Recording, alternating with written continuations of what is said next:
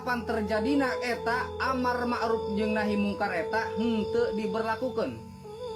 Maka cek Kangjeng Nabi, jawaban Kangjeng Nabi alaihissalam, idza doharat al mudahanatu fi khiyarikum.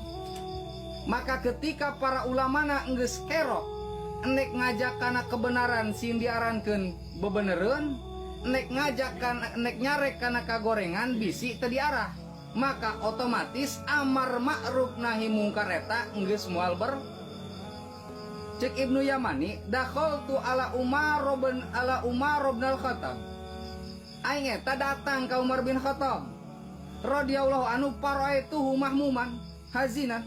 Pas dideuleu ku aing cenah Umar bin Khattab eta dalam keadaan sedih, dalam keadaan merana. Kunaon ya Umar?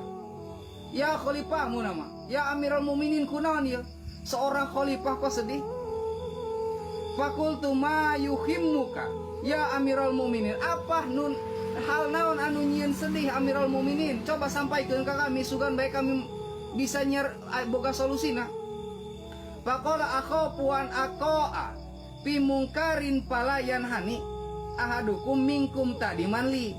Nu disieunkeun ku aing cik Umar bin Khattab, aing ngalakukeun kesalahan, jelema eta henteu wani negur aing ku sebab ngagungkeun aing sebagai Amirul Mukminin.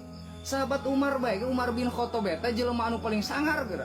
Welcome ketika ditegur, bahkan ke nu nyieun sedih Sayyidina Umar eta sieun eueuh nu negur-negur acan ketika manehna ngalakukeun kesalahan. Faqala Hudzaifah, wallahi law ra'ainaka kharajta anil haq lanahnaka. Demi Allah cek Hudzaifah, jika seandainya aing neuleuh Umar bin Khattab ngalakukeun kesalahan atau melenceng tina kebenaran, maka bakal ditegur ku aing. Fa ilam tangtahi dorobna kabisayf, maka ketika Sayyidina Umar ngalakukeun kesalahan cek Hudzaifah, bari jeung ku aing ditegur kalah terus bae, dorobna kabisayf, pokona dipencit ku aing Sayyidina Umar mah. Aing mencitkeun, tenang Sayyidina Umar pokona mah.